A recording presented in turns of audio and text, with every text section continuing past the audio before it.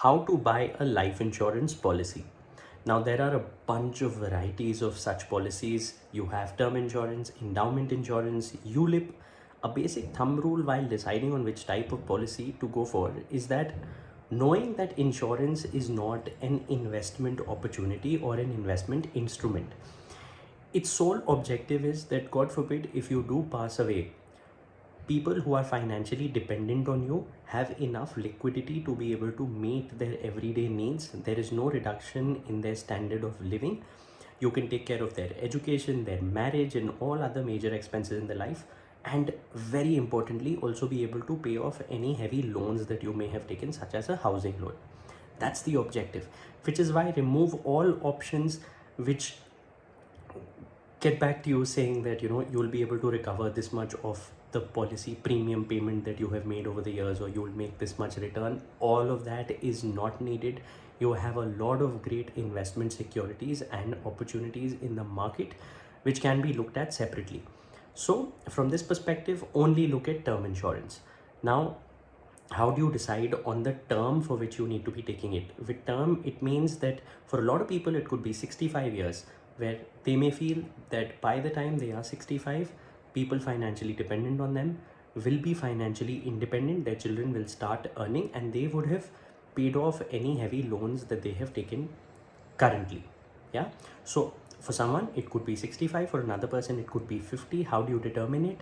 It is the time by which you feel that the investments that you have made, liquid investments you have made, would be able to meet all these expenses in the future after paying off all liabilities. So if you have enough liquid investments, maybe 50 is the best age for you. Now, what should be the sum assured or the amount that your family should be getting? Scientifically, how do you calculate it? Look at the expenses of your dependents on education, on food, on rent, and all other expenses that they have currently on a monthly basis. Multiply that with 150. Basic thumb rule. This 150 figure takes care of inflation for the next few years as well.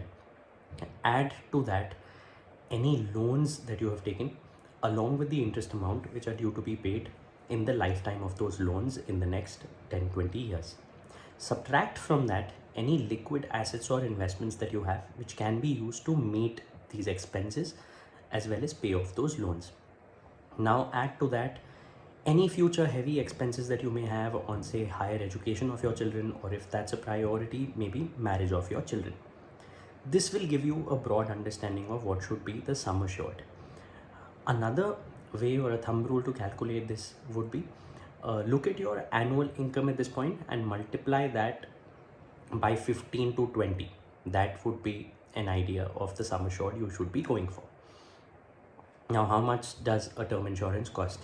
You can get a cover of 1 crore for as less as 7,000, and for each additional crore above that for anywhere between 7 to 15,000 depending on your age and the kind of features you've added onto that policy.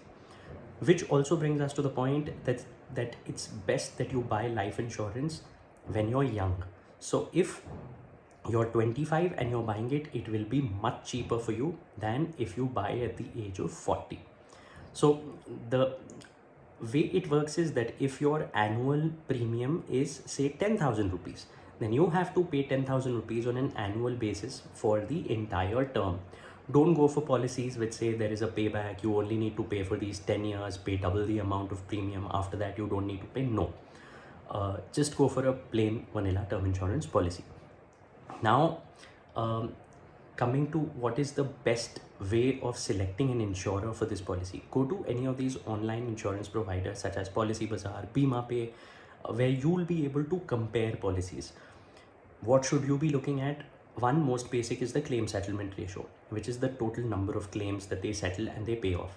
This should be above 95%, and it's great if it's above 97%. This is something that all insurers also advertise. So you need to go a step deeper to find a better insurer. Therefore, look at amount settlement ratio, which may actually show the actual amount of settlement that they give. An insurance provider could be paying off all small claims but not paying off the big ones. So you want to look at the amount settlement ratio also. Now look at the claim rejection ratio. This should ideally be less than 1%. Also know that insurance is a long-term contract of 20, 30 years.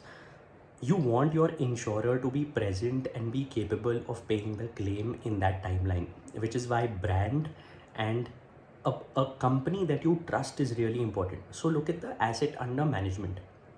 LIC in India has the highest AUM of over 20 lakh crores. Other private players don't have any amount matching up to this, but again, they are big enough brands and have enough AUMs that you can consider them as well. Take a brand that you trust. Now, coming to what kind of additional features or riders can you take in your policy?